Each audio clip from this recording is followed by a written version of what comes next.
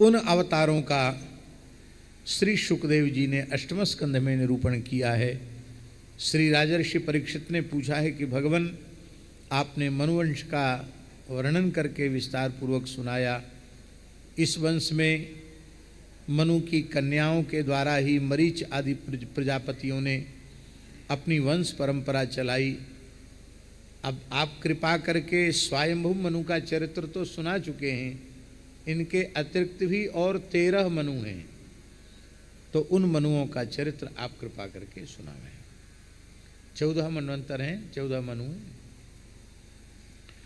तो अलग अलग भगवान की लीलाएं जिस स्वरूप में हुई हैं उसका वर्णन श्री सुखदेव जी ने किया है। कहते हैं इस कल्प में स्वयंभुव आदि 6 मनवंतर व्यतीत हो चुके हैं और इस समय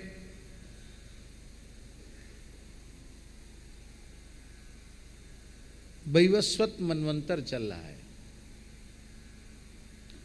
6 मनवंतर बीत चुके हैं, 7वां मनवंतर सप्तमे वैवस्वत मनवंतर है, ये वैवस्वत मनवंतर चल रहा है।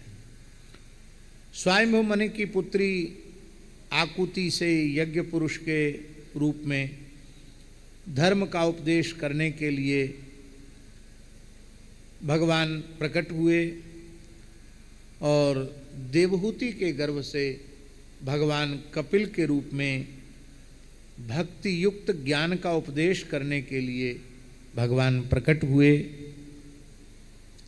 और ये चरित्र आप लोग श्रवण कर चुके हैं। यज्ञ पुरुष ने आकुति के गर्भ से अवतार लेकर के जो किया उसका वर्णन श्री सुखदेव जी महाराज कर रहे हैं। कहते हैं श्री मनु जी महाराज ने अपने राज्य को त्याग दिया। विरक्तः काम भोगेषु शत्रुपापति प्रभु विसृज्य राज्यम तपसे सभारियो बनमाविशत। काम भोग से विरक्त होकर के शत्रुपा जी के सहित आप कठोर तप करने के लिए चले गए। सुनंदा नाम की नदी के तट पर एक पैर से खड़े होकर के 100 वर्ष तक उन्होंने घोर तप किया श्री मनु जी महाराज ने। और उस समय मनु जी एक स्तोत्र का पाठ कर रहे थे। उस स्तोत्र में बहुत ज़्यादा श्लोक नहीं है, 1 2 3 4 5 6 7 8, केवल 8 श्लोक हैं, केवल 8 श्लोक हैं, पर बड़ा विलक्षण है। एक एक श्लोक का श्रवण करने के योग्य है, किंतु सप्ताह का क्रम है, इसलिए हम केवल एक श्लोक की चर्चा करेंगे। मनुरुवाच येन चेतयते विश्वम विश्वम चेतयते नयम यो जागर्ति शयानेस्मिन् नायम तम वेद वेदसः।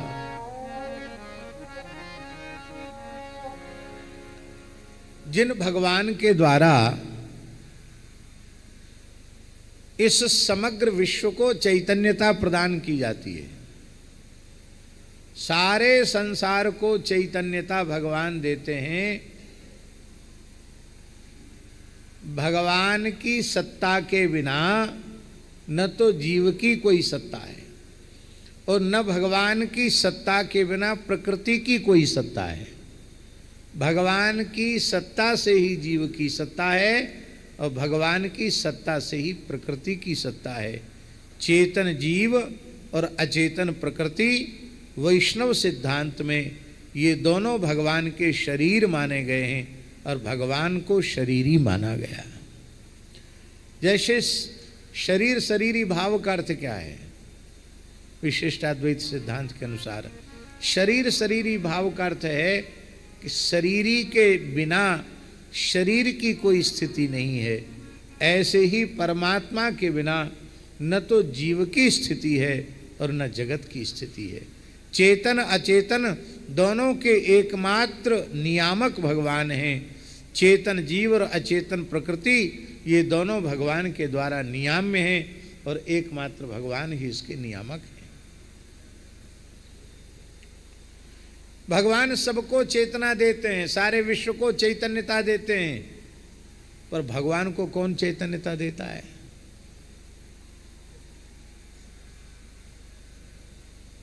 इसी को वेद में लिखा है महाराज जी, तस्य भाषा सर्वमिदं विभाति। उनकी कांति से ही सब कुछ प्रकाशित हो रहा है। सूर्य भी भगवान की कांति से चमक रहे हैं, चंद्रमा भी भगवान की कांति से चमक रहा है, नक्षत्र भी भगवान की कांति से चमक रहे हैं। इस सबको चमक देते हैं, पर इनको चमक देने वाला कोई नहीं है। इस सबको चेतना देते हैं।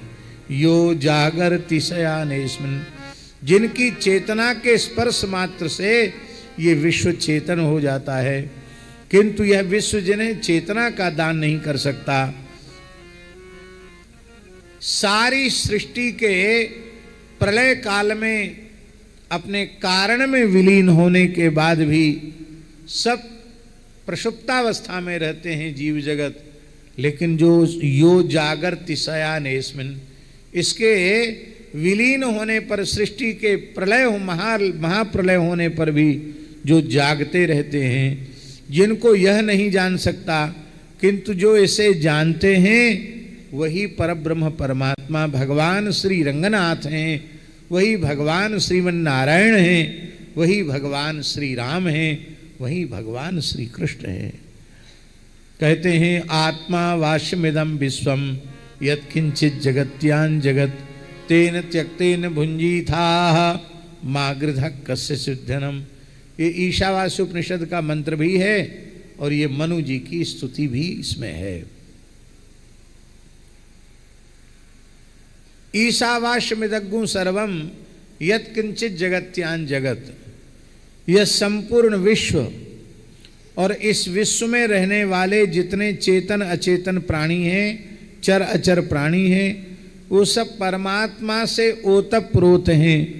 इसलिए संसार के किसी भी पदार्थ में मोह न करो, उसका त्याग करते हुए केवल अपने जीवन निर्वाह के लिए वस्तु का उपभोग करो। तृष्णा का सर्वथा त्याग कर देना चाहिए। माँ गृधा, माँ गृधा करते है आसक्त मत हो, कस्य स्विद्धनम, ये संपत्ति किसकी है। परम पूज्य चैतन्य कुटी वाले बड़े महाराज जी कहते थे, अनंत श्री समलंकृत पूज्य सदगुरुदेव श्री बाबा नवल किशोर दास जी महाराज, वो कहते थे एक रोया भी तुम्हारा है, बोलते थे ना, एक बाल के भी मालिक हो। एक बाल के मालिक होते तो कह देते खबरदार पकना मत, जड़ना मत। एक बाल पर तुम्हारा शासन नहीं चलता है और झूठ मूठ बन बैठे हो, ये मेरा ये मेरा ये मेरा। क्या है तुम्हारा? तुम्हारा कुछ नहीं हो, तुम केवल श्री कृष्ण को हो और श्री कृष्ण ही केवल तुम्हारे हैं। इस बात को खूब जोर देकर कहते थे। शायद माता जी ने भी दर्शन किया ना, माता जी को भी बड़े महाराज जी का जीवन मुक्त महापुरुष थे, जीवन मुक्त भगवत प्राप्त महापुरुष थे। हमेशा अपनी स्थिति में ही रहते थे वो, और हमेशा कुछ न कुछ सुनते रहते थे। कोई न कोई उनको बाँच कर सुनाता रहता था और सुनते रहते थे। बोलो भक्तवत्सल भगवान की जय।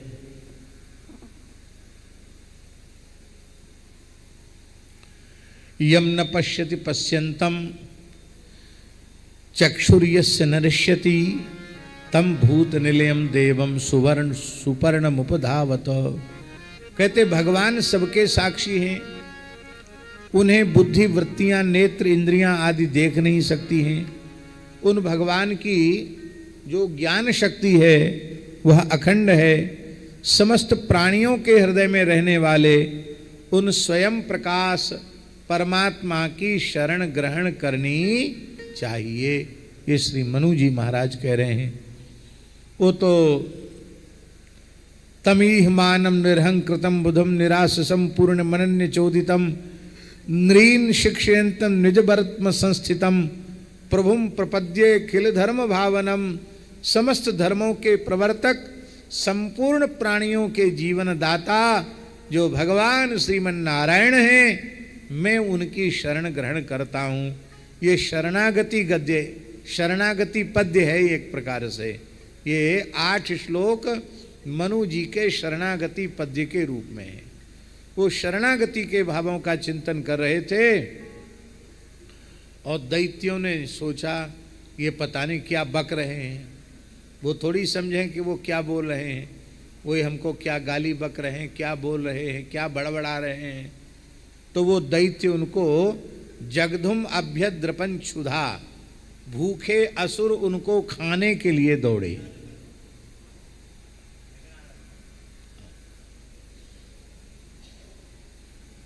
आ जाओ,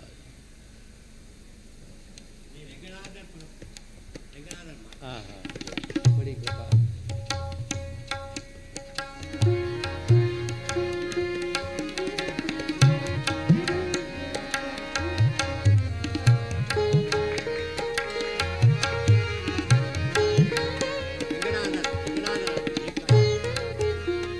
बड़ी कृपा, बड़ी कृपा।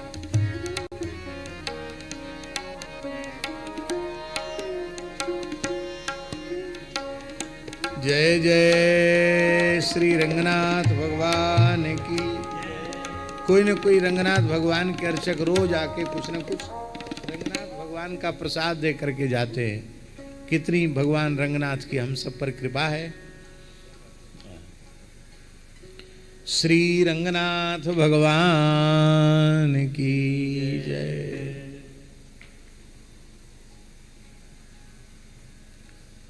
यहाँ चैतन्यकुटी वाले महाराज जी, यहाँ एक बड़ी विचित्र बात है। मनु जी ने अपनी रक्षा की प्रार्थना भगवान से नहीं की। ध्यान दें, इस पूरे प्रकरण को देखने पर मनु जी ने कहीं भी भगवान से ये नहीं कहा कि प्रभु ये असुर मुझे खाने दौड़ रहे हैं, बचाओ, मेरी रक्षा करो। अपने आप भगवान ने, अपने यज्ञ नारायण भगवान ने अपने तोष, प्रतोष, संतोष, इडस्पति आदि जो 12 पुत्र हैं उनके सहित प्रकट होकर के यज्ञ नारायण भगवान ने असुरों का संहार किया और मनु जी की रक्षा की। इससे प्रमाणित क्या होता है? इससे प्रमाणित यह होता है कि वस्तुतः जो प्रपन्न है, वस्तुतः जो शरणागत है महाराज जी,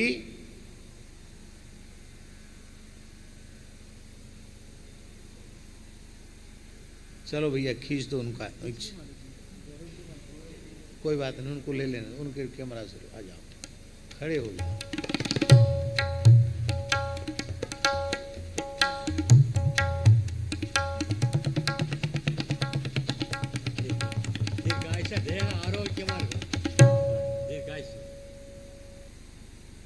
श्री रंगनाथ भगवान की जय।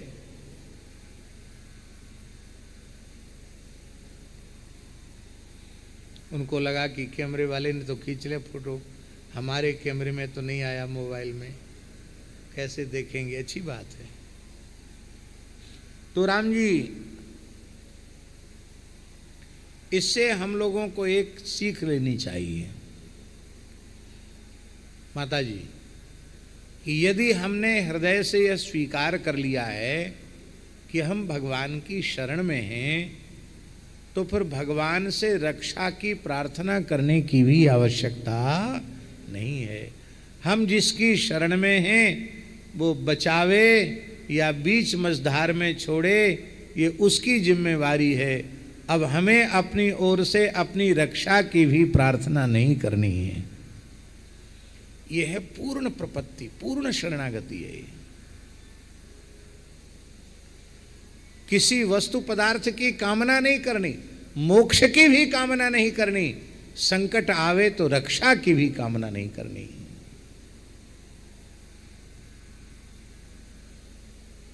और प्रहलाद जी के चरित्र में देखिए, प्रहलाद जी को हिरण्यकशिपु ने मारने के कितने प्रयत्न किए।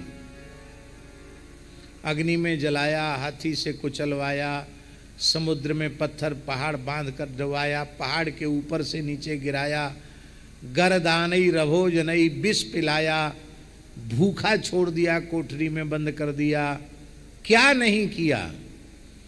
लेकिन संपूर्ण प्रहलाद चरित्र को उठा करके देख लो, प्रहलाद जी ने कहीं भी त्राहिमाम पाहिमाम रक्षमाम नहीं कहा। वो केवल भगवान का स्मरण कर रहे हैं, भगवान से अपनी रक्षा की प्रार्थना भी नहीं करते हैं। और प्रहलाद जी का बाल बांका हुआ। इसलिए शरणागत को निर्भय हो जाना चाहिए।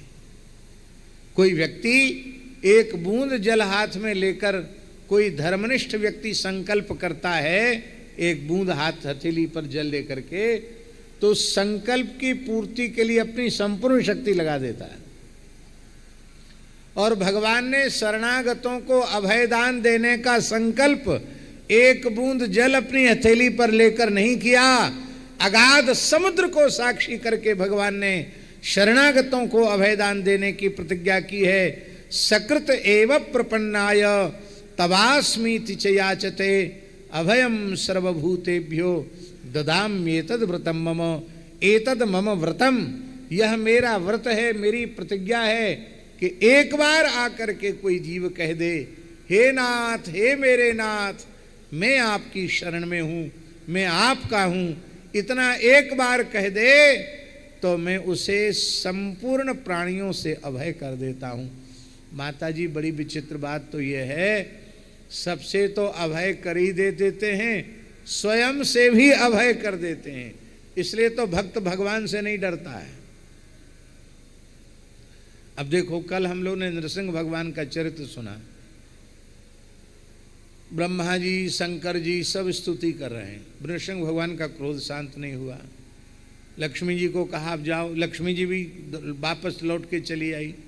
प्रहलाद जी को डर नहीं लगा।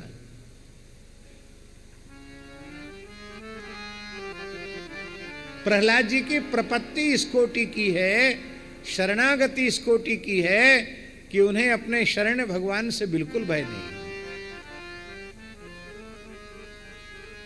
स्वपाद मूले पतितं तमर्भकं विलोक्य देवा कृपया परिप्लुतः उत्थाप्य तच्छीर्ष्ण्य दधात् कराम्बुजं कालाहि वित्रस्त धिया कृता।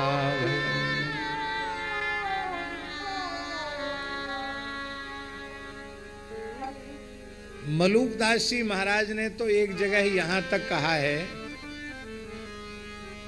कि अब हमें स्मरण की भी आवश्यकता नहीं। इस बात को सुन के आप लोग स्मरण करना छोड़ मत देना। हाँ, कि फिर मंत्र जब छोड़ दो, नाम जब छोड़ दो, ये सब इसका अर्थ ये मत लगा लेना। ये पूर्ण समर्पण, पूर्ण शरणागति की पराकाष्ठा का भाव। माला जपो न कर जपो जिह्वा कहूं न राम। माला जपो न कर जपो जिह्वा कहूं न राम। मेरा सुमिरन हरि करें, मेरा सुमिरन हरि करें, मैं पाया विश्राम, मैं पाया विश्राम, मैं पाया विश्राम। ये जीव का संस्कृति के चक्र में अटकना भटकना तभी तक है जब तक कि वो भगवत शरणागत नहीं हुआ। भगवान की शरण होते ही मैं पाया विश्राम। संत मलुकदास जी कहते मैं माला नहीं जपता। माला जपो ना, माला नहीं जपता। तो करमाला जप लेते होगे उंगलियों पर, कहते वो भी नहीं जपता। तो जिह्वा से राम राम बोलते होगे, बोले जिह्वा कहूं न राम। अब जिह्वा से भी राम राम नहीं जपता। क्यों? कहते अब तो अवस्था ही दूसरी हो गई है। मेरा सुमिरन हरि करें, मैं पाया विश्राम। अब भगवान की गर्ज हो तो मलूक मलूक मलूक मलूक जप लिया करें, क्योंकि मुझे तो विश्राम मिल गया। इसका आशय क्या है? इसका आशय क्या है? शरणागति माने भगवान की गोद, भगवान की अंक, ये शरणागति है। बच्चे को जब तक माँ की गोद नहीं मिलती है तब तक बालक रोता है, अम्मा अम्मा अम्मा अम्मा कह के रोता है। माता मिठाई देती है, फेंक देता है, खिलौना देती है, फेंक देता है, और कहीं चक्कर में आ गया तो फिर माता अपने काम में लगी रहती है। और मिठाई के लालच में नहीं आवे, खेल खिलौना के लालच में नहीं आवे, किसी भी प्रकार से रोना बंद न करे, खाली अम्मा अम्मा कह के रोता रहे, तब मैया लाख करोड़ काम भी पड़े हों तो उनको छोड़कर बालक को गोद में उठा लेती है और बड़े प्रेम से मुख चूमती है, स्तनपान कराती है और बालक रोना बंद कर देता। अब बालक का भजन बंद। पहले बालक कीर्तन कर रहा था, अम्मा अम्मा अम्मा अम्मा अम्मा अम्मा। अब बालक का बोलना बंद, बालक तो मस्त होके सो जाता है। ओ मैया मुन्ना बेटा, राजा बेटा, अच्छा बेटा नाम ले ले करके थपकी दे दे करके सुला देती है। बोले जब तक ठाकुर जी की शरणागति रूपी गोद नहीं मिली थी तब तक हम बहुत रो रहे थे, विलख रहे थे, पुकार रहे थे, लेकिन अब तो प्रभु की गोद मिल गई है, मुझे पूर्ण विश्राम मिल गया। और इस प्रकार की शरणागति का भाव जब जीवन में जागृत हो जाता है तो केवल माला से, करमाला से और जिह्वा से नाम लेने की आवश्यकता नहीं रहती।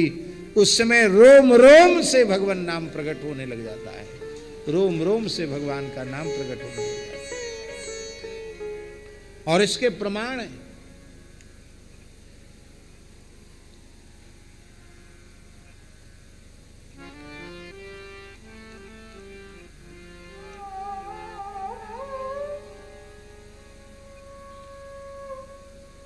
भीष्म जी ने प्रतिज्ञा कर ली कि मैं एक बाण से पांडवों में से एक वीर का वध कर दूंगा, एक वीर माने अर्जुन का वध कर दूंगा। और पांडवों का जो शिविर है उसमें विषाद छा गया कि भीष्म जी की प्रतिज्ञा तो अटल है और अर्जुन ही समाप्त हो गए तो पांडवों में कुछ बचेगा नहीं, युद्ध में विजय कैसे होगी। और जिसको मारने की प्रतिज्ञा की है वो आनंद से सो गए, बोले कल की कल देखी जाएगी, सो गए। वो सो गए, द्रौपदी भी सो गई, सब सो गए। किसके सहारे सो गए? जगने वाले के सहारे। श्री कृष्ण जग रहे हैं, वो परेशान हो रहे हैं।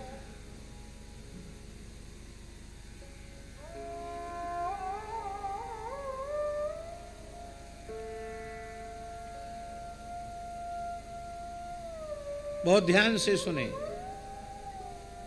तो भगवान ने पहले द्रौपदी को जगाया, द्रौपदी जगो, तुमने भीष्म जी की प्रतिज्ञा नहीं सुनी? बोले खूब सुनी है। फिर क्यों सो रही हो? बोले आप क्यों जग रहे हो? बोले हमें चिंता है। आपको चिंता है इसलिए मैं सो रही हूं। तो हमारा सहयोग तो कर दो। क्या सहयोग चाहिए? बोले अर्जुन को जगाओ, मेरे जगाने से जग नहीं रहा है। ठाकुर जी ने खूब हिलाया डुलाया। अर्जुन ने कहा दिन भर तो युद्ध करता हूं, रात को तुम सोने नहीं देते, जाओ। उठ ही नहीं रहा। अर्जुन सो रहे थे और उस समय जब द्रौपदी जगाने गई तो अर्जुन के रोम रोम से कृष्ण कृष्ण कृष्ण कृष्ण कृष्ण कृष्ण कृष्ण कृष्ण कृष्ण निकल रहा था। अब तो द्रौपदी बहुत व्याकुल हो गई, प्रेम से चरण दबाने लगी।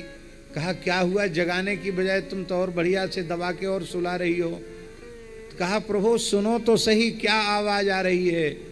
तो भगवान ने जैसे ही सुना कि अर्जुन एकदम सुसुप्ति में सोए हुए हैं और उनके रोम रोम से नाम प्रकट हो रहा है, श्री कृष्ण श्री कृष्ण श्री कृष्ण। अब ठाकुर जी भी चरण दबाने लगे। उसी समय नारद जी आ गए। नारद जी इसको देख करके आनंद में विह्वल हो गए। तुरंत उन्होंने अपने ब्रह्मा जी से तार मिलाए, पिताजी झांकी का दर्शन कर लो। लक्ष्मी जी जिनके चरण पलोटती हैं वो श्री कृष्ण अर्जुन के चरण दबा रहे हैं। वहां आए तो ब्रह्मा जी भी आनंदित हो गए, कृष्ण कृष्ण नाम अर्जुन के रोम रोम से प्रकट हो रहा है। उसी समय पार्वती जी ने शंकर जी से पूछा, महाराज किसी ऐसे भक्त का दर्शन कराओ जो इस समय भगवान को सबसे अधिक प्रिय हो। बोले तो चलो हमारे साथ चलना पड़ेगा। भोले बाबा पार्वती जी के सहित आए तो देखा कि कोई नारद जी पंखा झल रहे हैं, तो कोई चरण दबा रहा है, तो कोई नाच रहा है, कोई गा रहा है, अर्जुन सो रहे हैं। भगवान शंकर भी आनंदित होकर के नाचने लगे, क्योंकि अर्जुन के रोम रोम से कृष्ण कृष्ण कृष्ण कृष्ण कृष्ण कृष्ण प्रकट हो रहा था।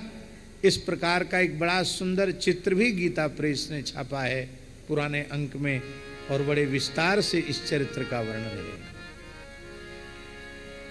शरणागत के तो रोम रोम से भगवान नाम प्रकट हो जाता है।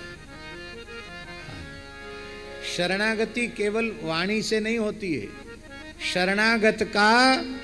शरणागत के जीवन में अपना कहलाने के लिए कुछ भी शेष नहीं रह जाता है। यदि कुछ भी शेष रह गया तो शरणागति कहाँ हुई? तन मन प्राण देह गेह कुटुंब स्त्री पुत्र लोक परलोक शुभ अशुभ कुछ भी अपना नहीं, सब कुछ भगवान का है, सब कुछ भगवान के चरणों में अर्पित है। आत्मना सह निवेदयामि, अपने सहित सब कुछ भगवान के चरणों में समर्पण कर देता है और हृदय से कहता है, हे रंगनाथ तवास्मि, हे श्री राम तवास्मि, हे श्री कृष्ण तवास्मि, हे श्रीमन नारायण तवास्मि। ये हृदय से स्वीकार करता है। और ऐसे शरणागत भक्त को अपनी रक्षा की प्रार्थना नहीं करनी पड़ती है। भगवान यज्ञ पुरुष भगवान अपने याम आदि पुत्रों के सहित आए और असुरों को संहार किया और संहार करके मनु जी की रक्षा की। और फिर वे भगवान ही इंद्र पद पर प्रतिष्ठित हो गए। यज्ञ नारायण भगवान भी कुछ काल के लिए इंद्र पद पर प्रतिष्ठित होकर के स्वर्ग का शासन करने लगे। ये प्रथम मनवंतर का चरित्र है। बोलो यज्ञ नारायण भगवान की। प्रथम मनवंतर में भगवान यज्ञ नारायण रूप से प्रकट हुए। द्वितीय मनवंतर है स्वारोचिस नाम का मनवंतर। इस स्वारोचिस मनवंतर में वेदशिरा की पत्नी तुषिता के गर्भ से भगवान ने अवतार लिया और भगवान का नाम विभु हुआ। इस विभु अवतार में इस स्वारोचिस मनवंतर में भगवान नैष्ठिक ब्रह्मचारी हुए। ब्रह्मचर्य आश्रम की प्रतिष्ठा करने के लिए ही भगवान ने अवतार लिया था। और महाराज जी लिखा है, 88 सहस्राणि मुनियो ये धृतव्रता अन्वशिक्षण व्रतम तस्य कौमार ब्रह्मचारिण। 88,000 ऋषि कुमारों ने भगवान विभु से प्रेरणा प्राप्त करके अखंड ब्रह्मचर्य व्रत का पालन किया। जो सौनकादि 88,000 ऋषि हैं, इन्होंने विभु भगवान से शिक्षा लेकर के ऊर्ध्वरेता ब्रह्मचारी 88,000 ऋषि हुए, जो नैमिषारण्य में कथा सुनने के लिए विराजमान है। महाराज जी हम कहाँ तक कहें, शास्त्रों में लिखा है केवल 25 वर्ष की आयु तक कोई पूर्ण ब्रह्मचर्य का पालन कर ले, सर्वथा अष्टांग मैथुन का त्याग कर दे, पूर्ण ब्रह्मचर्य का पालन कर ले, तो उसका शरीर दिव्य हो जाएगा। उसके शरीर से दुर्गंध नहीं आएगी, सुगंध आने लग जाएगी। खिले हुए कमल की सी सुगंध आने लग जाएगी। उसके सामने देवी देवता प्रत्यक्ष प्रकट होकर के दर्शन देने लग जाएंगे। यहीं बैठे बैठे आकाश के लोकों का वो दर्शन कर सकता है, सिद्धों से, देवताओं से, ऋषियों से संवाद कर सकता है, केवल और केवल ब्रह्मचर्य के अखंड पालन से। पर खान पान ऐसा है, संग ऐसा है, शिक्षा ऐसी है कि उस शिक्षा में अब ब्रह्मचर्य की बात कहना उपहासास्पद जैसी होती चली जा रही है। आज तो दुर्भाग्य है इस देश का कि विवाह के पूर्व ही युवक युवतियों का चरित्र नष्ट हो जाता है। उनको कहाँ ब्रह्मचर्य की बात आप बताएंगे। ब्रह्मचर्य की बहुत बड़ी महिमा है। इस ब्रह्मचर्य आश्रम की प्रतिष्ठा के लिए ही भगवान विभु ने अवतार लिया। तीसरे मनु, उत्तम नाम के मनु, वो प्रियव्रत के पुत्र हैं और इस अवतार में भगवान ने शून्यता के गर्भ से सत्यसेन नाम से भगवान ने अवतार ग्रहण किया। बोलो सत्यसेन भगवान की जय। और उस समय चौथे मनवंतर का नाम तामस था। इस तामस मनवंतर में ये तीसरे मनु उत्तम के सगे भाई थे। और इस तामस मनवंतर में भगवान ने हरिमेधा ऋषि की पत्नी हरिणी के गर्भ से अवतार लेकर के, हरि रूप में अवतार लेकर के ग्राह की गजेंद्र से रक्षा, ग्राह से गजेंद्र की रक्षा की थी। यह सुनकर के श्री राजर्षि परीक्षित जी ने पूछा कि भगवान हरिर यथा गजपतिम ग्राहग्रस्त ममु मुचत, आप कृपा करके बताइए कि भगवान नारायण ने, हरि ने गजेंद्र को ग्राह के संकट से कैसे छुड़ाया, आप कृपा करके बताइए।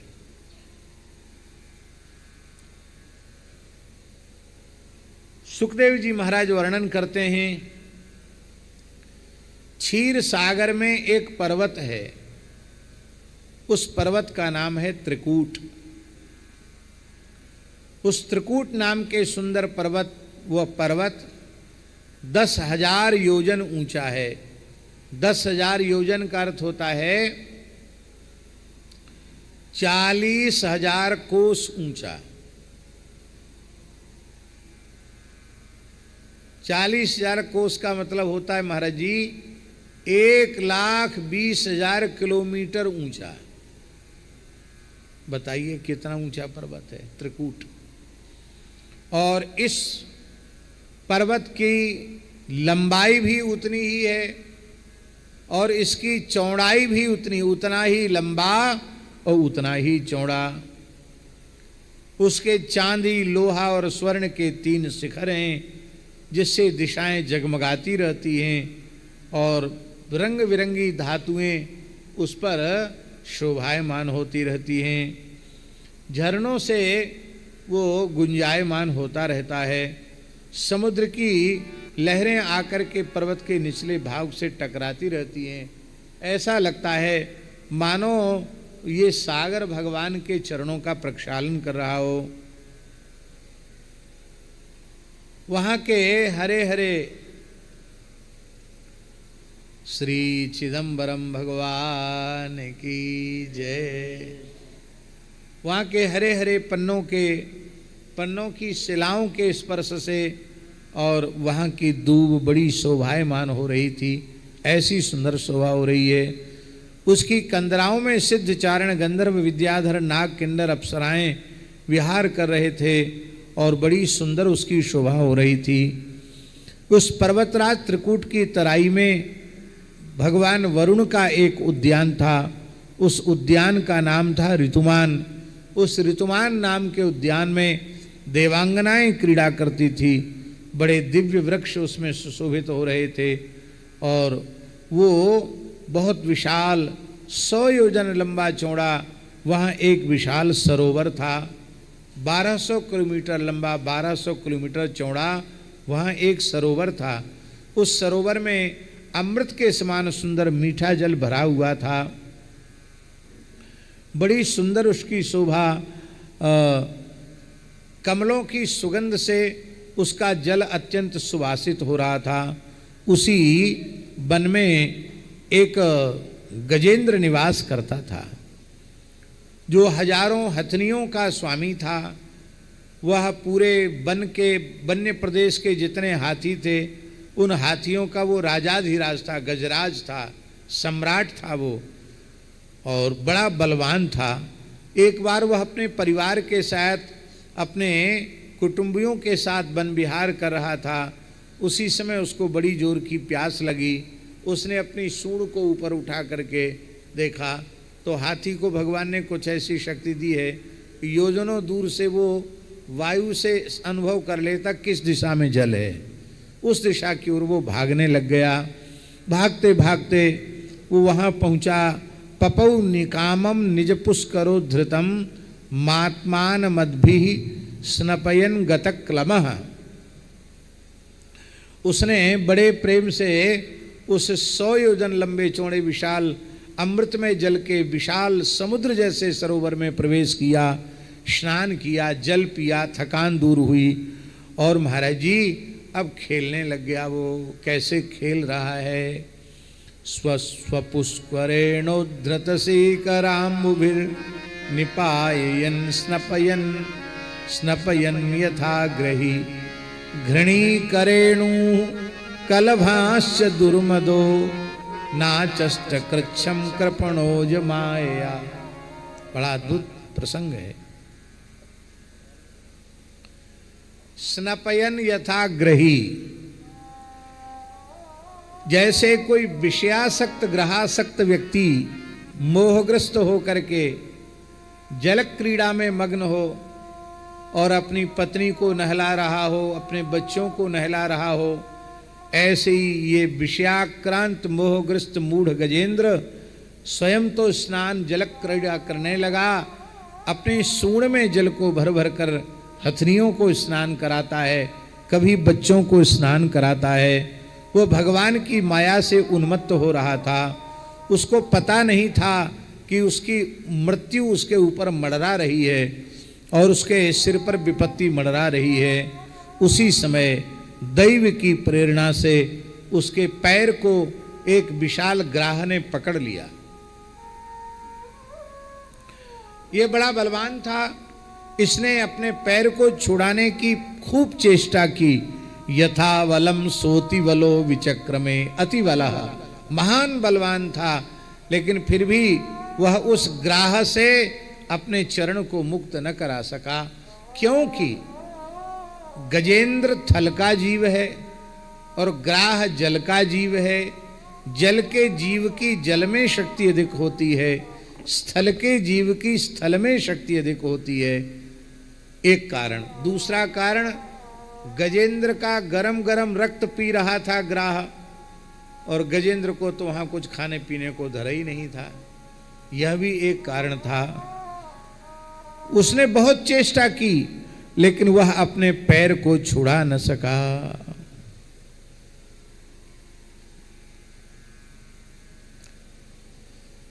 उसके परिवार के भाई बंधु, हाथी हथनियां, बच्चे चिल्लाने लगे, चिंघाड़ने लगे, और सबने थोड़ी थोड़ी सहायता की कि ये निकल आवे, लेकिन एक एक करके सब निराश हताश होते चले गए। किसी की सहायता काम न दी और इसको निकालने में असमर्थ हो गए। पार्ष्णिक ग्रहास्तारई तुम न चा सकन। वो उसकी सूंड को पकड़कर, पूंछ को पकड़कर खींचते हुए भी उसको जल के बाहर न ला सके। और यही संसार का स्वरूप है।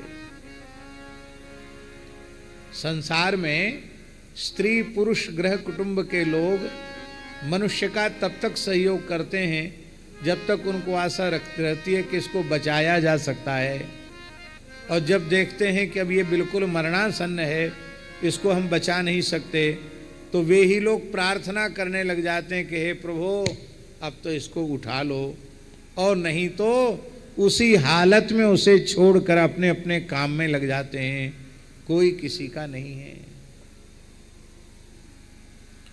अभी सुनने में आया है कि सर्वोच्च न्यायालय ने स्वेच्छा मृत्यु का फैसला किया है।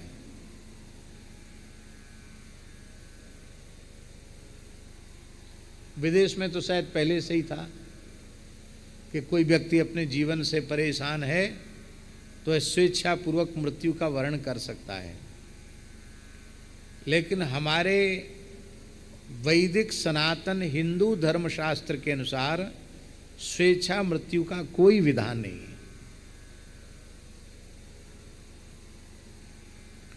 यह देव दुर्लभ मनुष्य जन्म भगवान ने अत्यंत कृपापूर्वक, अहेतु की कृपापूर्वक हमें प्रदान किया है।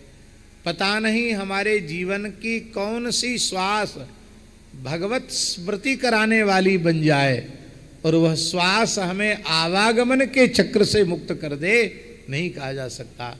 इसलिए कभी किसी मरणासन्न व्यक्ति के निकट बैठकर भी उसकी मृत्यु की कामना नहीं करनी चाहिए।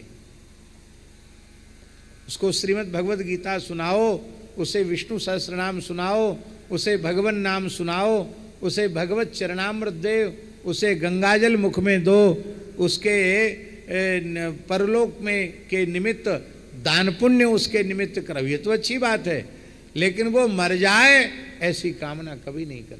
ये हमारे धर्मशास्त्र में निषेध है।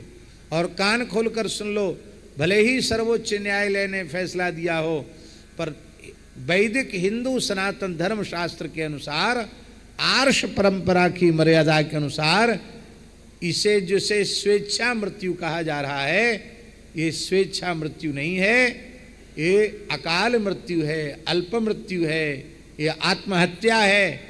और आत्महत्यारे की कभी सद्गति होती नहीं है। आत्मघात करने वाला व्यक्ति पिंडदान जलदान का भी अधिकारी नहीं बनता, उसके लिए भी प्रायश्चित का विधान है।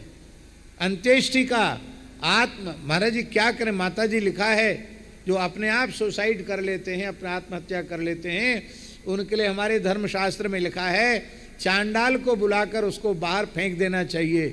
जिस व्यक्ति ने इस देव दुर्लभ भगवान की कृति को नष्ट किया है वो अंत्येष्टि का भी अधिकारी नहीं है।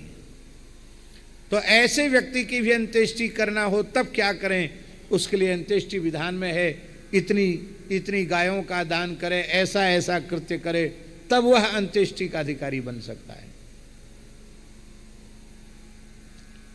आत्महत्या का विधान नहीं है।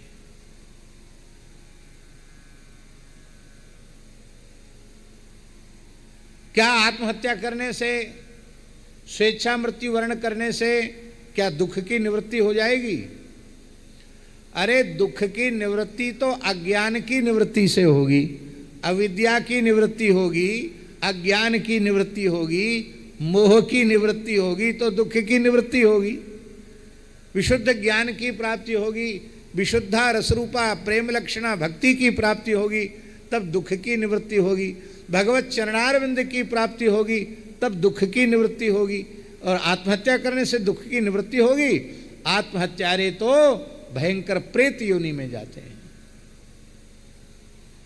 लेकिन क्या कहें, जो न्याय के सर्वोच्च आसन पर बैठे हुए लोग हैं, उनकी न तो हिंदू धर्म शास्त्र में श्रद्धा है, वे भी पाश्चात्य सभ्यता के अनुकरण करने वाले लोग हैं। इसलिए सनातन धर्म के सर्वथा विरुद्ध फैसले लगातार होते चले जाते हैं। कभी समलैंगिकता का समर्थन करते हैं तो कभी स्वेच्छा मृत्यु का समर्थन करते हैं। भगवान जाने क्या क्या ऊट पटांग हैं सर्वोच्च न्याय के आसन पर बैठे हुए। लेकिन धोखे से कभी कोई राम मंदिर जैसा न्याय हो जाए तो हो जाए, अन्यथा इनसे न्याय की कोई आशा नहीं है। यद्यपि हमको महात्माओं ने कहा कि ये सब बात आप मत बोला करो, बड़े संकट का काम है, लेकिन क्या करें महाराज, धर्मशास्त्र की मर्यादा के विरुद्ध कोई बात सुनने में देखने में आती है, उससे मन को बहुत पीड़ा होती है। हे प्रभु, हे रंगनाथ भगवान, कब ऐसा सौभाग्यशाली दिन भारतवर्ष की धरती पर आवेगा जब भारतवर्ष की धरती गोवध के कलंक से विमुक्त हो जाएगी, चारों ओर स्वाहाकार स्वधाकार वसटकार सुनाई पड़ेगा, वेद ध्वनि से 10 दिशाएं प्रतिध्वनित होने लग जाएंगी, यज्ञ के धूम से सारा वातावरण सुरभित हो उठेगा। कब ऐसा अवसर आवेगा जब सभी लोग भगवान के भक्त हो जाएंगे, गोवंश सुखी और स्वस्थ हो जाएगा, वर्ण व्यवस्था और आश्रम व्यवस्था अपने स्वरूप में प्रतिष्ठित हो जाएगी। इसके बिना जीव सुखी होने वाला नहीं है।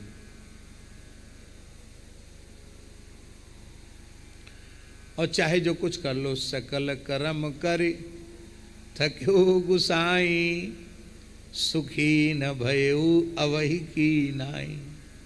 भगवत शरणागति से ही सुख है।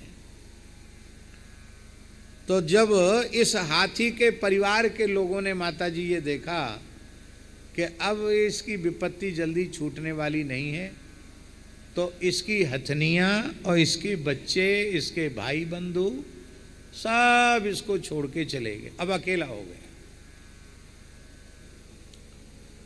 लड़ता रहा, कितने समय तक लड़ता रहा महाराज जी? बहुत लंबे समय तक लड़ता रहा। बोलो भक्तवत्सल भगवान की जय। कितने वर्ष तक लड़ता रहा? बोले नियुध्यतो रेवमिभेन्द्र नक्रयोर विकर्षतोरंतरतो बहिर्मिथा समाह सहस्रम व्यगमन महीपते सप्राणयोश्चित्रमंसतामराः। 1000 वर्ष युद्ध करते करते व्यतीत हो गए। वो सतयुग का समय था। 1000 साल तक महाराज जी अखंड युद्ध, दिनों रात।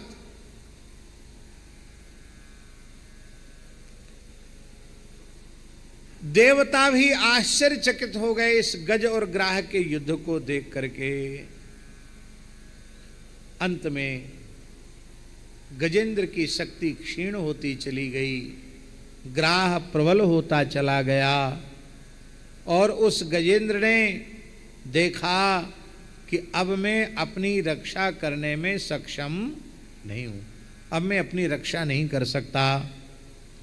इस निश्चय पर वह पहुंच गया कि दध्या विमाम बुद्धिमताभ्यपद्यत, मैं अपनी सुरक्षा स्वयं नहीं कर सकता। ये ग्राह नहीं है, ये विधाता के द्वारा भेजी हुई काल रूपी फांसी है। इसमें फंस करके मैं व्याकुल हो रहा हूं। मेरे समान बलवान हाथी भी मुझे इस विपत्ति से छुड़ा न सके, तो बेचारी हथनियां तो छुड़ाएंगी कैसे? ये बच्चे कच्चे भी सब भाग गए। अब संसार का स्वरूप समझ में आ गया कि प्राण संकट में पड़ने पर कोई किसी की सहायता करने वाला नहीं है। इसी को कहते महाराज जी वैराग्य। अब इस हाथी को वैराग्य, अब तक अनुराग था, अब इसके मन में वैराग्य आ गया। और जब वैराग्य आ गया तब इसने कहा, ग्राहेण पासेन विधातुरावृतोप्यहम च तम यामि परिम परम परायणम। नाम नहीं लिया, मैं किसकी शरण में लेता हूँ, शरण में जाता हूँ। वो कहता है जो सर्वोच्च सत्ता है, जो सर्वोपरि है, जो संपूर्ण विश्व का एकमात्र आश्रय है, उस परमात्मा की मैं शरण ग्रहण करता हूँ। नाम नहीं लिया कि राम जी की शरण की, कृष्ण जी की शरण की, नारायण की शरण की, शिव जी की शरण की, ब्रह्मा जी की शरण की, इंद्र की शरण। अब ये फैसला तुम करो। जो सर्वोच्च सत्ता हो, जो सबसे बड़ा हो, जो सबका मालिक हो, उसी की मैं शरण में हूँ, वो मेरी रक्षा करे। और इसे पूर्व जन्म में जिस स्तोत्र का यह पाठ करता था, वह स्तोत्र से स्मरण में आ गया। इससे एक बात सिद्ध होती है महाराज जी कि प्रत्येक मनुष्य को कोई न कोई एक पवित्र स्तोत्र का पाठ जरूर करना चाहिए प्रतिदिन। ज्यादा नहीं, भले ही केवल श्री राम रक्षा स्तोत्र का ही पाठ करे अथवा श्री नारायण कवच का ही पाठ करे, अथवा श्री विष्णु सहस्त्रनाम स्तोत्र का ही पाठ करे। कोई न कोई एक स्तोत्र का पाठ नित्य प्रति अवश्य करना चाहिए।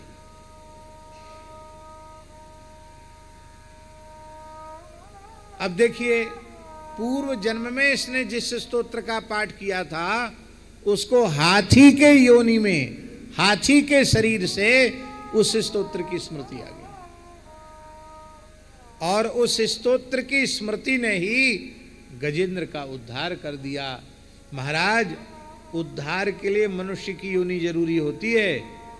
पशु पक्षियों के शरीर तो भोग योनि है, उनसे उद्धार नहीं होता, पर गजेंद्र की योनि में उसका उद्धार हो गया। साक्षात वैकुंठनाथ भगवान उसको वैकुंठ लेकर के गए। ये किसका फल था? ये पूर्व जन्म में एक स्तोत्र का पाठ करता था, उसका फल था।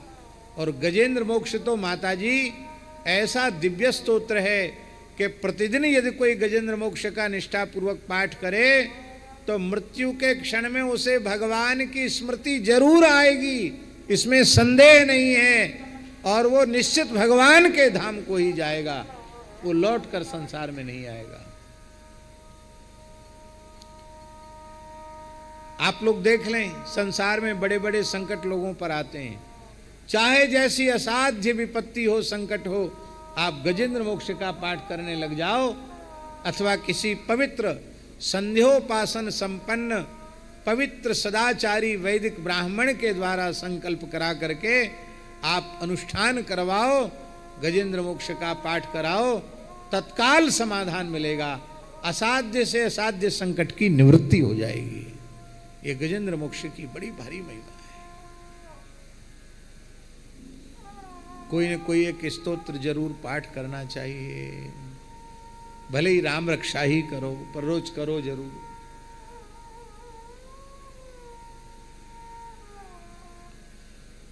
अब तो लोगों को महाराज जी आरती स्तुति याद नहीं है।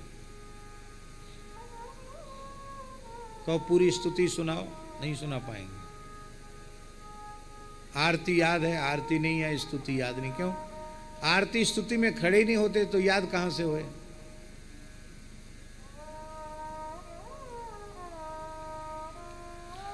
हरिद्वार में एक स्थान में हम बैठे थे, बाराघाट वाले महंत जी भी थे और भी कई लोग थे। तो आरती की घंटी जैसी सुनाई पड़ी तो हमने विचार किया कि चलें दर्शन करके आवें। और 10-20 महंत लोग बैठे थे, टीवी चल रही थी। टीवी तो टीवी है, क्षय रोग को भी टीवी कहते हैं। तपेदिक होती ना क्षय रोग, वो भी टीवी है, ये भी टीवी है, बीमारी है। टीवी चल रही थी, टेलीविजन। कोई नाटक आ रहा था, भगवान जाने क्या आ रहा था, जो भी जाने, याद नहीं। हम भी वहीं बैठे थे। हम इसलिए बैठे थे कि कहाँ जाएं, जहाँ बैठने की जगह वहीं बैठे, बीच में कहाँ चले जाएं। तो जैसे ही आरती की घंटी बजी कि हमने सोचा चलें हम भी आरती का दर्शन। एक महंत, अरे महाराज कहाँ जाते हो, बैठो, पुजारी यहीं ला के आरती देगा, तुम कहाँ जा रहे हो? पर हमको तो जाना था, वहाँ जरूरी था। तो हम और बाराघाट वाले महंत जी आरती स्तुति में चले गए। महंत लोग आरती के आने पर उठकर खड़े भी नहीं होते। शरीर में कोई असुविधा हो, रोग बीमारी हो, अशक्ति हो, तब तो बात अलग है। अन्यथा शरीर में सामर्थ्य है तो आरती स्तुति का शब्द श्रवण करते ही लाख करोड़ काम छोड़कर भगवान की आरती में खड़े होना चाहिए, भगवान की स्तुति में खड़े होना चाहिए। आरती की ज्योति में जब अर्चक भगवान की आरती करता है और आरती की ज्योति में भगवान की मुखद छवि का दर्शन होता है, महाराज शास्त्रों में लिखा है 10,000 कपिला गायों को स्वर्ण श्रृंग से मंडित करके, रत्नों से अलंकृत करके 10,000 कपिला गायों के दान का पुण्य भगवान की आरती की ज्योति में भगवान के मुखारविंद के दर्शन मात्र से प्राप्त हो जाता। आरती स्तुति में लोग खड़े, आरती स्तुति याद नहीं। अरे आरती स्तुति की बात जाने दो, आरती के बाद जय कैसी बोली जाती वो लोगों को याद नहीं। ऐसा नहीं कि आप अपने मन से चाहे जो जय बोलो। सैकड़ों वर्ष पहले 4 संप्रदाय ने बैठ करके निश्चय किया है कि पूरे 4 संप्रदाय में भेष में आरती स्तुति के बाद यही जय बोली जाएगी, लेकिन उस परंपरा का भी लोग पालन नहीं कर रहे हैं।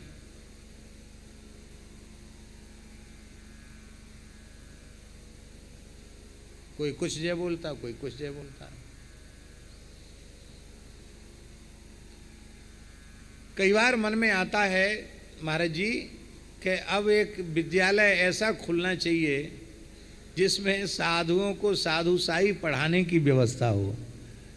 उनको ये सिखाया जाए कि तुम कैसे रहनी कैसी होनी चाहिए, तिलक कैसे लगाओ, लंगोटी कैसे बांधो, अचला कैसे बांधो, नित्य नियम कैसे करो, अंगन्यास करन्यास कैसे करो, ये सिखाने की व्यवस्था होनी चाहिए। धीरे धीरे सब समाप्त होता चला जा रहा है।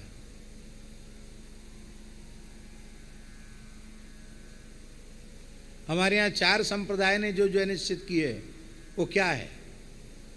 राम कृष्ण देव की, अयोध्या नाथ की, हनुमान गरुड़ देव की, शालिग्राम देव की, नृसिंह देव की, गंगा यमुना महारानी की, सरयू महारानी की, गौ माता की, सब संतन की, फिर अपने आचार्य का नाम, जैसे जगत गुरु भगवान स्वामी श्री रामानंदाचार्य जी महाराज की, अथवा जगत गुरु श्रीमन मध्वाचार्य जी महाराज की, अथवा जगत गुरु श्री स्वामी रामानुजाचार्य जी महाराज की, अथवा जगत गुरु श्री स्वामी निम्बारकाचार्य जी महाराज की, अथवा जगत गुरु श्री स्वामी विष्णु स्वामी आचार्य जी महाराज की, अथवा जगत गुरु श्री स्वामी वल्लभाचार्य जी महाराज, जो आपके आचार्य परंपरा के हों उनकी जय। श्री श्री चैतन्य महाप्रभु की, श्रीमन नित्यानंद महाप्रभु की, इसके बाद अपने अपने गुरुदेव की, फिर मंगला श्रृंगार आरती की, जय जय सीताराम अथवा जय जय राधे श्याम, जो आपका मन हो। अब क्रम से आरती बोलना लोगों को पता नहीं। आरती के बाद स्तुति कैसे? आरती में भी सब जगह अलग अलग विधियां हैं। कितनी बार आरती चरण में घुमानी है, कितनी बार नाभि में, कितनी बार मुखारविंद में, कितनी बार संपूर्ण श्रीअंग की करनी है, शंख का जल कितनी बार घुमाना है, सब जगह अलग अलग। एक सी पद्धति पूरे देश में कहीं दिखाई पड़ी आपको? उसका कारण यह है कि जहां जैसे होता है पीछे वाले देखकर वैसे ही करने लग जाते हैं, हो गया। कोई ना कोई एक स्तोत्र अवश्य ही पाठ करना चाहिए, मंत्र का जप करना चाहिए। इसी को माताजी भक्ति का बीज कहा जाता है। और हमारे यहाँ संतों में प्रसिद्ध है, भक्ति बीज पलटे नहीं, जो जुग जाहि अनंत, ऊंच नीच कुल उपजे, होय संत को संत। देख लो, द्रविड़ देश का राजा था ये गजेंद्र, पूर्व जन्म में इसी तमिलनाडु का राजा था, द्रविड़ देश का राजा था, इंद्रद्युम्न इसका नाम था। और उस समय जिस स्तोत्र का पाठ करता था वही स्तोत्र हाथी की योनि में याद आ गया। और जब भगवान को पुकारा तो महाराज जी संतों ने यहाँ तक कहा कि हाथों, गजेंद्र ने कष्ट में कहा, री कहने के पहले पहले भगवान ने प्रकट होकर के अपने चक्र से ग्राहक के मुख को विदीर्ण किया और गजेंद्र की सूंड पकड़ करके जल से बाहर निकाला। पहले ग्राहक का उद्धार किया, इसके बाद गजेंद्र का उद्धार किया। मानो भगवान नारायण ने ये बतला दिया कि जो मेरे भक्त का चरण पकड़ता है उसका कल्याण पहले होता है और फिर बाद में भक्त का भले ही हो, पर भक्त के चरण पकड़ने का कल्याण हो, चरण पकड़ने वाले का कल्याण पहले ही हो जाता है।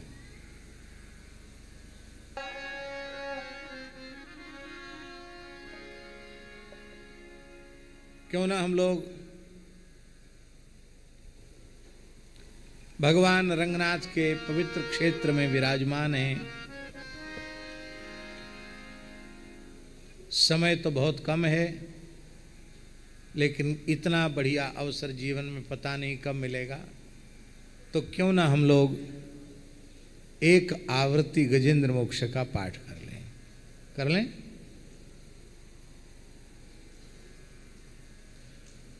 एक आवृत्ति गजेंद्र मोक्ष का पाठ कर लेते हैं। जिनको याद होगा वो साथ बोल सकते हैं, जिनको याद नहीं हो वे केवल श्रवण करेंगे, तो श्रवण करने वालों को ही वही लाभ मिलेगा जो पाठ करने वाले को। बस भाव से श्रवण करें। गजेंद्र उवाच ओम नमो भगवते तस्मै यत एतच्चिदात्मकं पुरुषायादि बीजाय परेशाया विधीमहि यस्मिन्निदं यतच्चेदं येनेदं य इदं स्वयं योऽस्मात् परस्माच्च परस्तं प्रपद्ये स्वयंभुवम् यः स्वात्मनीदं निजमायार्पितं क्वचित् विभातं क्वचित् तिरोहितम् अविद्धदृक्षाक्षुभयं तदीक्षते स आत्ममूलोऽवतु मां परात्परः कालेन पञ्चत्वमिते सुकृत्नसो लोकेषु पालेषु च सर्वहेतुषु तमस्तदासीत् गहनं गभीरं यस्तस्य पारे विराजिते विभु न यस्य देवा ऋषयः पदं विदुर्जन्तुः पुनः कोर्हति गन्तुमीरितुम् यथा नटस्याकृतिभिर्विचेष्टितो दुरत्ययानुक्रमणः समावतु दिदृक्षवो यस्य पदं सुमङ्गलं विमुक्तसङ्गा मुनयः सुसाधवः चरञ्च लोकव्रतमव्रणं वने भूतात्मभूतश्रुदः समे गतिः न विद्यते यस्य च जन्म कर्म वा न नाम रूपे गुणदोष एव वा तथापि लोकाप्यय संभवाय यः स्वमायया तान्यनुकालमृच्छति तस्मै नमः परेशाय ब्रह्मणे नन्तशक्तये अरूपायोरुरूपाय नमः आश्चर्यकर्मणे नमः आत्मप्रदीपाय साक्षिणे परमात्मने नमो गिरां विदूराय मनसश्चेतसामपि सत्त्वेन प्रतिलभ्याय नैष्कर्म्येण विपश्चिता नमः कैवल्यनाथाय निर्वाणसुखसंविदे नमः शान्ताय घोराय मूढ़ाय गुणधर्मिणे निर्विशेषाय साम्याय नमो ज्ञानघनाय च क्षेत्रज्ञाय नमस्तुभ्यं सर्वाध्यक्षाय साक्षिणे पुरुषायात्ममूलाय मूलप्रकृतये नमः सर्वेन्द्रियगुणदृष्टे सर्वप्रत्यय हेतवे असताच्छायोक्ताय सदाभासाय ते नमः नमो नमस्ते खिलकारणाय निष्कारणायाद्भुतकारणाय सर्वागमाम्नाय महार्णवाय नमोपवर्गाय परायणाय गुणार्णिच्छिन्नचिदूष्मपाय तत्क्षोभविस्फूर्जितमानसाय नैष्कर्म्य भावेन विवर्जितागमस्वयं प्रकाशाय नमस्करोमि मादृक्प्रपन्न पशुपाश विमुक्षणाय मुक्ताय भूरि करुणाय नमोलयाय स्वांसेन सर्वतनुभृन्मनसि प्रतीत प्रत्यग्दृशे भगवते बृहते नमस्ते आत्मा तन्मजात ग्रहवित्त जनेषु शक्तैर्दुष्प्रापणाय गुणसंगविवर्जिताय मुक्तात्मईश्वरहृदये परिभाविताय ज्ञानात्मने भगवते नम ईश्वराय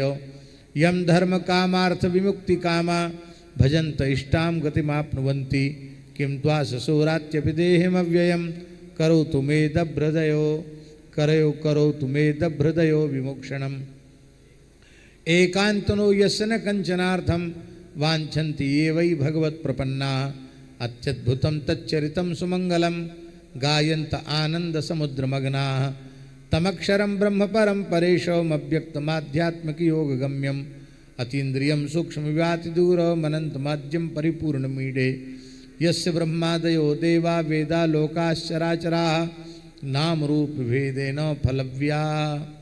फलव्या च कलया कृताः यथार्चिषोऽग्ने सवितुर्गवस्तयोर्निर्यान्ति संयात्य सकृतं स्वरोचिषः तथा यथोऽयं गुणसंप्रवाहो बुद्धिर्मनःखानि शरीरसर्गाः सवै न देवासुरमर्त्यतिर्यं न स्त्री न षण्ढो न पुमान् न जन्तुः नायं गुणः कर्म न सन्न चासन् निषेधशेषो जयतादशेषः जिजीविषेनाहमिहामुया किम् अन्तर्बहिश्चाव्रते भयोन्यया इच्छामि कालेन नियस्य विप्लवस्तस्यात्मलोका वर्णस्य मोक्षं सोहं विश्वसृजं विश्वं विश्ववेदसं विश्वात्मानमजं ब्रह्म प्रणतोऽस्मि परं पदं योगरन्धित कर्माणो हृदि योग विभावते योगिनो यं प्रपश्यन्ति योगेशं तं नतोऽस्म्यहम् नमो नमस्तुभ्यमसह्य वेग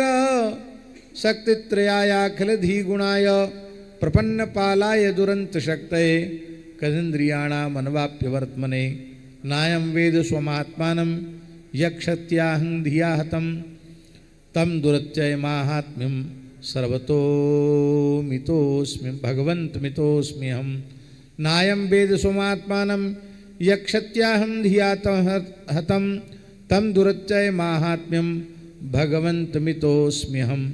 श्रीशुक उवाच एवं गजेन्द्रमुपवर्णितनिर्विशेषं ब्रह्मादयो विविधलिङ्गविदा विमाना नैते यदोपसृपुर्निखिलात्मकत्वात् तत्राखिला मरमयो हविराविरासीत्।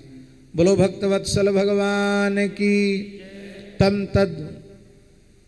तम तद्वदार्थमुपलभ्य जगन्निवासः स्तोत्रं निशम्य दिवजैः स संस्तुवद्भि छन्दोमयेन गरुडेन समुह्यमानश्चक्रायुधो व्यगदमासुयतो गजेन्द्रः सोऽन्तःसरश्रुबलेन गृहीत आर्तो दृष्ट्वा गरुत्पतिहरिं खरुपात्तचक्रम् उत्क्षिप्य साम्बुजकरं गिरमाह कृच्छान् नारायणाखिल गुरो भगवन् नमस्ते नारायणाखिल गुरो भगवन् नमस्ते नारायणाखिल गुरो भगवन् नमस्ते।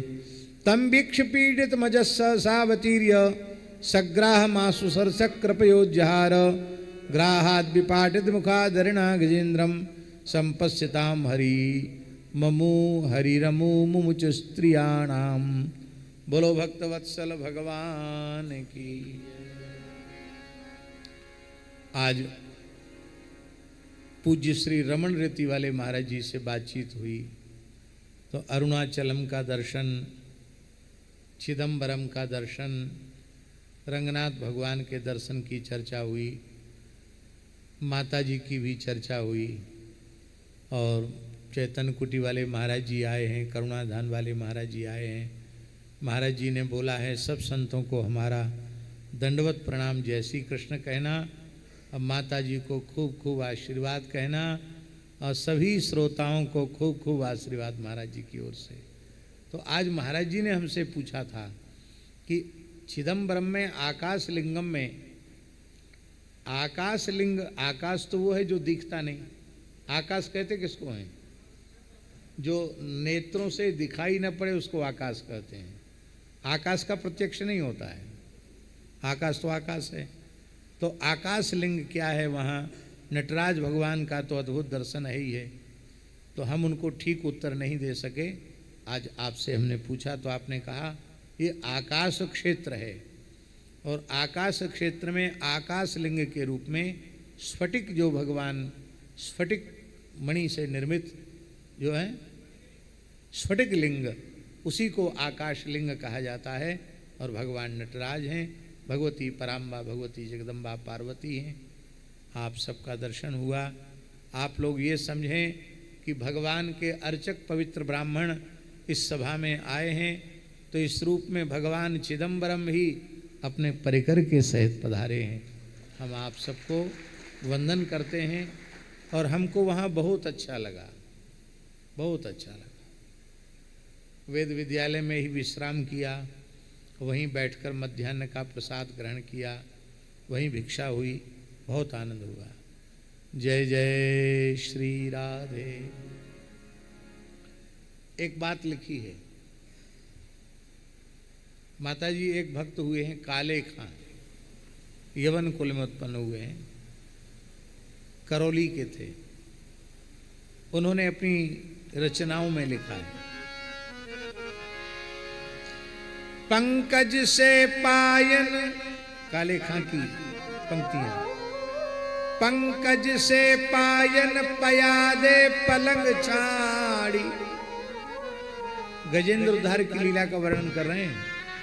पंकज से पायन पयादे पलंग छाड़ी, पावरी बिसार प्रभु ऐसो परिपा गयो, हाथी के हृदय माज आधो हरि नाम सोए, गरे जोल आयो गरुड़ेश तोलो आ गयो, हाथी के हृदय माज आधो हरि नाम सोए, गरे जोल आयो गरुड़ेश तोलो आ गयो।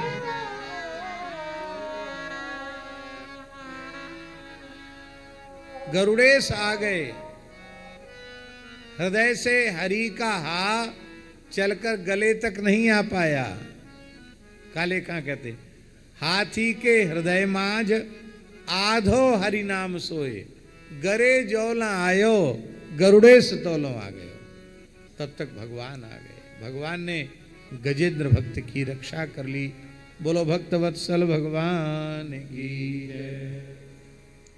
भगवान ने वहां प्रकट होकर के कहा कि जो लोग इस गजेंद्र मोक्ष के द्वारा मेरी स्तुति करेंगे, इस लीला का स्मरण करेंगे, यहाँ के सरोवर का वन पर्वत का स्मरण करेंगे, क्षीर सागर का, श्वेत दीप का, श्रीवत्स कौस्तुभ मणि बनमाला, कौमुद की गदा, सुदर्शन चक्र, पांचजन्य शंख, पक्षीराज गरुड़ और मेरे सूक्ष्म कला स्वरूप शेष जी, मेरे आश्रय में रहने वाली लक्ष्मी जी, ब्रह्मा जी, नारद जी, शंकर जी, भक्तराज प्रहलाद, मत्स्य, कच्छप, बराह आदि अवतारों का, सूर्य, चंद्र, अग्नि, ओंकार, सत्य, मूलक, प्रकृति, गौ, ब्राह्मण, अविनाशी, सनातन धर्म, सोम, कश्यप और धर्म की पत्नी दक्ष कन्याएं, गंगा, सरस्वती, अलकनंदा, यमुना, ऐरावत, हाथी, भक्त श्रोमणि, ध्रुव, सप्तर्षि, पवित्र कीर्ति, नल, युधिष्ठिर, जनक आदि का स्मरण करते हैं, वे संपूर्ण पापों से छूट जाते हैं। वो मेरे ही स्वरूप हैं। तो ज़्यादा स्मरण करते न बने तो भक्तमाल के कुछ छप्पे छंद पाठ कर लेने चाहिए, क्योंकि उनमें प्रायः ये सब नाम आ गए। हरि बल्लभ सब प्रारतों, जिन चरण रेणु आशा धरी, हरि बल्लभ सब प्रारतों, जिन चरण रेणु आशा धरी, कमला गरुड़ सुनंद आदि षोडश प्रभु पद रति, कमला गरुड़ सुनंद आदि षोडश प्रभु पद रति, हनुमंत जाम्बंत सुग्रीव विभीषण सबरी खगपति, हनुमंत जाम्बंत सुग्रीव विभीषण सबरी खगपति, ध्रुव उद्धव अम्बरीश विदुर अक्रूर सुदामा, ध्रुव उद्धव अम्बरीश अक्रूर सुदामा, चंद्रहास चित्रकेतु ग्राह गज पांडव नाम, चंद्रहास चित्रकेतु ग्राह गज पांडव नाम, कौसारव कुंती बधू पट एचत लज्जा हरी, कौसारव कुंती बधू पट एचत लज्जा हरी, हरि बल्लभ सब प्रारथों, जिन चरण रेणु आशा, हरि बल्लभ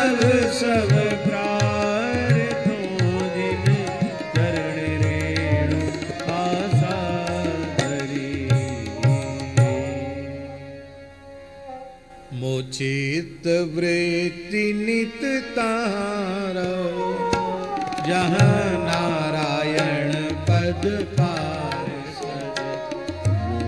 विश्वक सेन जय विजय, प्रबल बल मंगलकारी। नंद सुनंद सुभद्र भद्र जग आमय हारी। चंड प्रचंड विनीत, कुमुद कुमुदाक्ष करुणालय। शील सुशील सुखेन, भाव भक्तन प्रतिपालय। लक्ष्मीपति प्रीणन प्रवीण, भजनानंद भक्तन सुहृदय। मोचित वृत्ति नित तारो, जहाँ नारायण पद पार्षद। जहाँ नारायण पद पार्षद। परीक्षित ने कहा, महाराज गजेंद्र और ग्राह की पूर्व जन्म की कथा जरूर सुनाओ। भगवान की भक्ति तो देवताओं को दुर्लभ है, ये हाथी को भक्ति कैसे मिल गई? बोले ये हाथी पूर्व जन्म का द्रविड़ देश का राजा, द्रविड़ माने जहाँ हम लोग बैठे हैं। उत्पन्ना द्रविड़े साहम भक्त वृद्धिं कर्नाटके गता, ये भक्ति की जन्मभूमि है द्रविड़ देश। भक्ति महारानी का प्राकट्य ही दक्षिण भारत में तमिलनाडु में हुआ है। भक्ति की प्रादुर्भाव भूमि है, इसलिए 11वें स्कंध में लिखा है, जो द्रविड़ देश की नदियों का पवित्र जल पीते हैं, स्नान करते हैं, कावेरी गोदावरी आदि में स्नान करते हैं, लिखा है प्रायो भक्ता भविष्यन्ति, वो प्रायः भक्त हो जाते। ये ध्यान दें नारायण, ये प्रायः शब्द क्यों लगाया? प्रायो भक्ता भविष्यन्ति ये शब्द क्यों लगाया? कि प्रायः भक्त हो जाते हैं, ये शब्द क्यों लगाया? ये इसलिए लगाया कि जो म्लेच्छ हैं, जो श्रद्धा शून्य हैं, जिनकी वेदादि शास्त्रों में श्रद्धा नहीं है, भगवत विग्रहों में श्रद्धा नहीं है, तीर्थों में श्रद्धा नहीं है, ऐसे लोग भी तो कावेरी तुंगभद्रा गोदावरी आदि के तट पे रहते हैं, वो भी तो नहाते होंगे, उनको कुछ नहीं होता है। पर जो श्रद्धावान इनमें स्नान करते हैं, उनके हृदय में भक्ति प्रकट हो जाती है। हम तो कावेरी स्नान के लिए गए थे, तो हमारे मन में आया प्रायो भक्ता भविष्यन्ति लिखा हुआ है, तो क्यों ना कम से कम 3 अंजलि जल पी लें, हमको भी भक्ति के संस्कार आ जाएं। तो हमने भर कर के 3 अंजलि जल श्री कावेरी जी का पिया। कितनी महिमा है कावेरी की! धन्य है जिस कावेरी के तट पर साक्षात भगवान रंगनाथ विराजमान है। ये रंगनाथ धरती के नहीं हैं, ये साक्षात वैकुंठनाथ हैं। इसलिए हम लोग जीते जी साक्षात वैकुंठ में निवास कर रहे हैं।